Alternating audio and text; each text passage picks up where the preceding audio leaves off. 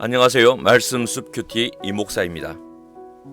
한나는 어떤 큰 사명이 있어서 기도한 것이 아니었습니다. 원통함, 격분된 마음 때문에 기도했습니다.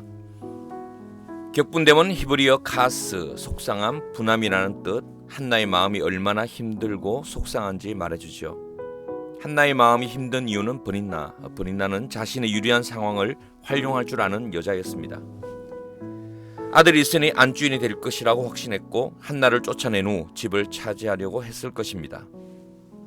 이러한 상황은 한나에게 큰 고통이었죠. 남편이 없는 미래에 일어날 일의 두려움도 있었을 것입니다.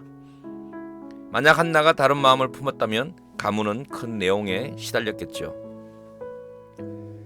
우리의 삶 속에도 버닌나, 가시 같은 이웃이 있습니다. 직장에도 버닌나는 있고 친구들 중에도 어쩌면 교회나 심지어 가정에도 있을 수 있죠. 고통을 주고 격분된 마음을 일으키는 이해관계가 얽힌 가까이 있는 사람들, 참 어렵습니다. 마음은 지치고 자존감은 무너지죠. 내 힘으로 어찌할 수 없는 상황, 좌절감은 시간이 갈수록 깊어집니다. 성령님께서는 오늘 본문을 통해 이 문제의 해결책을 주십니다. 첫째, 사람에게 당한 고통, 하나님 앞에서 해결하는 법을 익히라입니다. 한나의 탁월한 선택, 기도였습니다. 그녀는 인간적인 갈등 속으로 뛰어들지 않았습니다. 마음속 분노를 에너지 삼아 싸움을 조장하지도 않았죠. 다만 기도했습니다. 답답해 보일 수 있습니다. 저렇게 순둥이처럼 대처하다 때를 놓치면 어쩌나 싶습니다. 남편이 아껴주니 기회가 있을 때 독한 마음 먹으라 권하는 이도 있었겠죠.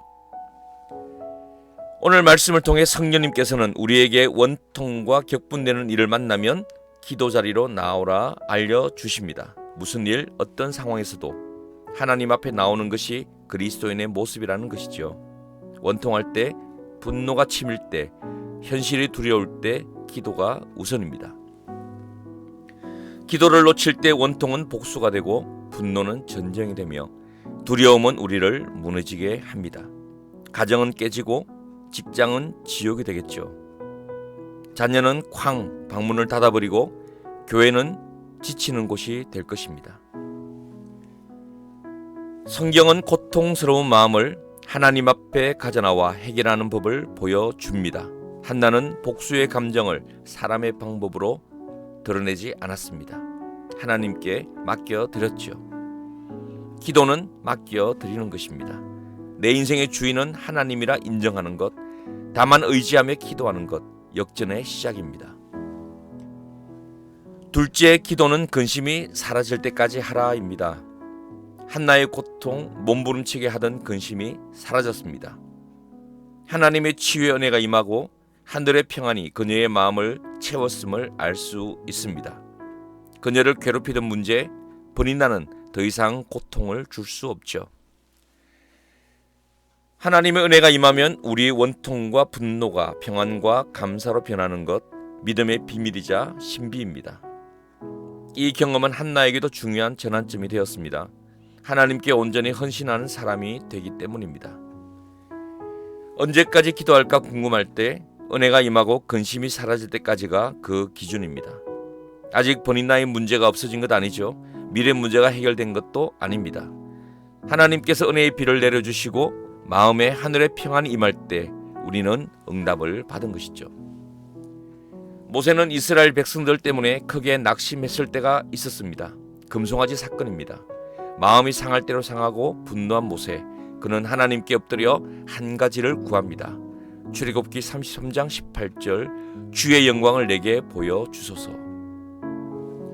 모세는 분노의 마음, 상한 감정으로 탈진했을 때 하나님의 영광의 빛이 임하면 회복될 것을 알았습니다. 그래서 그는 하나님 앞에 엎드려 임재를 구한 것이죠. 변함없으신 하나님의 원리, 오늘 우리에게도 적용됩니다.